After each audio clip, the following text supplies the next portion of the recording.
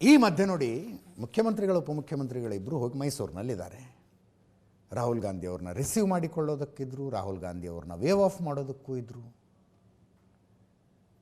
ರಾಹುಲ್ ಗಾಂಧಿ ಅವರು ಬಂದದ್ದು ಗುಡಲೂರಿನ ಒಂದು ಶಾಲೆಯ ಸುವರ್ಣ ಮಹೋತ್ಸವ ಕಾರ್ಯಕ್ರಮಕ್ಕೆ. ಇಲ್ಲಿ ಬೆಂಗಳೂರಿಗೆ ಜರ್ಮನಿಯ ಚಾನ್ಸಲರ್ ಬಂದ್ರಿವತ್ತು.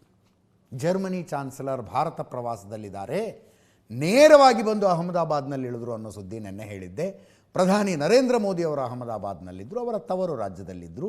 ಅಲ್ಲಿ ಬೇರೆ ಬೇರೆ ಕಾರ್ಯಕ್ರಮಗಳಾದವು, ದ್ವಿಪಕ್ಷೀಯ ಮಾತುಕತೆಗಳಾದವು, ವ್ಯಾಪಾರ ಒಪ್ಪಂದಗಳಾದವು. ಕೈಟ್ ಫೆಸ್ಟಿವಲ್ನಲ್ಲಿ ಜರ್ಮನಿಯ ಚಾನ್ಸಲರ್ ಭಾಗವಹಿಸಿದರು. ಅಹಮದಾಬಾದ್ನಿಂದ ಅವರು ಬೆಂಗಳೂರಿಗೆ ಬಂದರು. ಬೆಂಗಳೂರಿನಲ್ಲಿ ನೋಡಿದ್ರೆ ಮುಖ್ಯಮಂತ್ರಿಗಳು ಉಪಮುಖ್ಯಮಂತ್ರಿಗಳು ರಾಹುಲ್ ಗಾಂಧಿ ಅವರನ್ನು ಬರಮಾಡಿಕೊಳ್ಳುವುದಕ್ಕೆ ಮತ್ತು ಬೀಳ್ಕೊಡುವುದಕ್ಕೆ ಮೈಸೂರಿನಲ್ಲಿದ್ದರು. ಇಲ್ಲಿ ಬಾಷ್ ಕಂಪನಿಗೆ ಭೇಟಿ ಕೊಟ್ಟರು. ಜರ್ಮನಿ ಚಾನ್ಸಲರ್ ಬಾಷ್ ಕಂಪನಿಗೆ ಭೇಟಿ ಕೊಟ್ಟರು. ಅವರನ್ನು ಬರಮಾಡಿಕೊಳ್ಳೋದಕ್ಕೆ ನಮ್ಮ ಕೈಗಾರಿಕಾ ಸಚಿವ ಎಂ.ಬಿ. ಪಾಟೀಲ್ರು ಏರ್ಪೋರ್ಟ್ನಲ್ಲಿದ್ದರು. Chancellor is equal to prime minister. ನಮ್ಮಲ್ಲಿ ಹೆಂಗೆ ಪ್ರೈಮ್ ಮಿನಿಸ್ಟರ್ ಅಂತ ಕರಿತೀವಲ್ಲ, ಹಂಗೆ ಜರ್ಮನಿಗೆ ಅವರು. ವಿಪಕ್ಷ ನಾಯಕ ಆರ್ ಅಶೋಕ್ ಟ್ವೀಟ್ ಮಾಡಿದ್ದಾರೆ.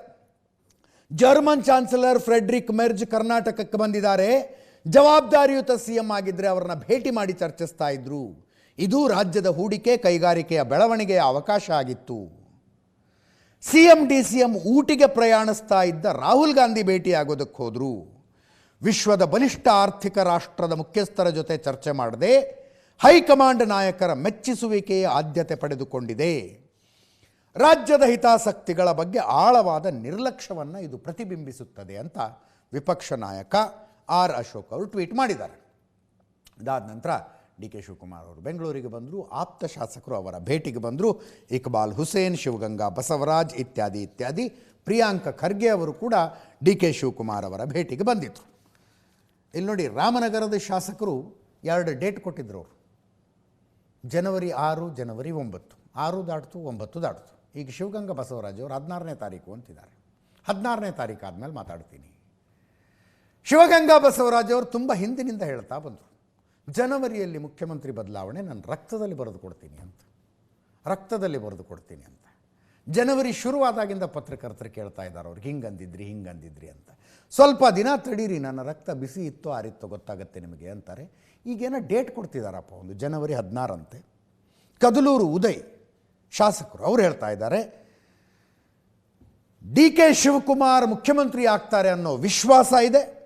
ಅದರ ಚರ್ಚೆ ಏನಿದ್ರು ದೆಹಲಿಲಾಗತ್ತೆ. ಸಿದ್ದರಾಮಯ್ಯನವರಿಗೆ ಸ್ಥಾನ ಬಿಟ್ಟು ಕೊಡಿ ಅಂತ ಹೇಳ್ತಾ ಇಲ್ಲ, ಡಿ ಕೆ ಶಿವಕುಮಾರ್ಗೆ ಅವಕಾಶ ಬೇಕು ಅಂತ ಹೇಳ್ತಾ ಇದ್ದೀವಿ ನಾವು ಅಂದರು. ಕೇಳಿಸ್ಕೊಳ್ಳಿ. ಟೈಮ್ ಕೊಡ್ರಿ, 2 ದಿನ ಯಾವ ಸೈಲೆಂಟ್ ಇಲ್ಲ. 16ನೇ ತಾರೀಕು ಮಾತಾಡೋಣ. ಈ 2-3 ದಿನಕ್ಕೆ ಏನು ಬದಲಾವಣೆ ಆಗಲ್ಲ. ಪೂರಕವಾಗಿ ವಾತಾವರಣ ಬಂದರೆ ಸಾಕು, ಮಾಡೋಣ. ಆಗಬೇಕು ಅನ್ನೋ ಆಸೆ ನಮಗಿದೆ. ಅಂತಿಮವಾಗಿ ಹೈಕಮಾಂಡ್ ಯಾವತ್ತು ಹೇಳ್ತಾರೆ ಆವತ್ತು ಏನಾದ್ರು ತೀರ್ಮಾನ ಆಗ್ತದೆ. ನಾನು ಭವಿಷ್ಯ ಹೇಳೋಕ್ಕಾಗಲ್ಲ. ಆಗ್ತಾರೇನೋ ಆತ್ಮವಿಶ್ವಾಸ ಇದೆ, ಆಗಬೇಕು ಅನ್ನೋ ಆಸೆನೂ ನಮ್ದು ಇದೆ.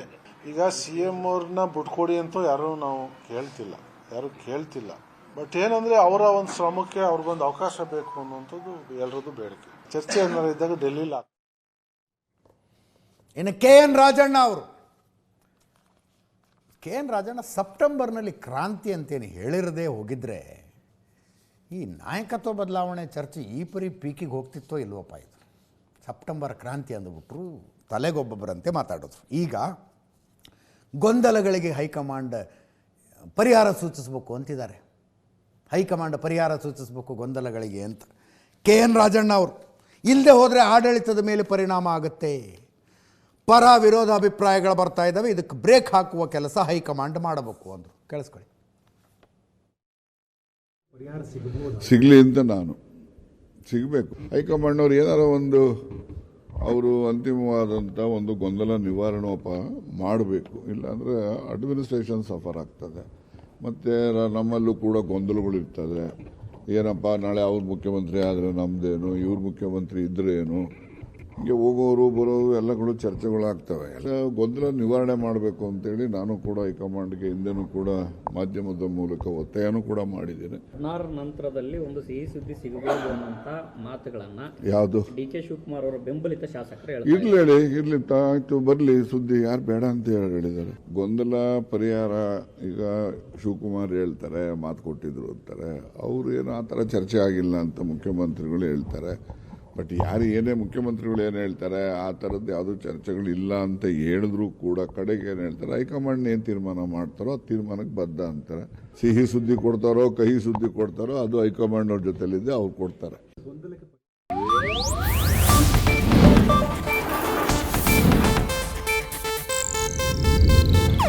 ಇದು ಏಷ್ಯಾನೆಟ್ ನ್ಯೂಸ್ ನೆಟ್ವರ್ಕ್ ಪ್ರಸ್ತುತಿ.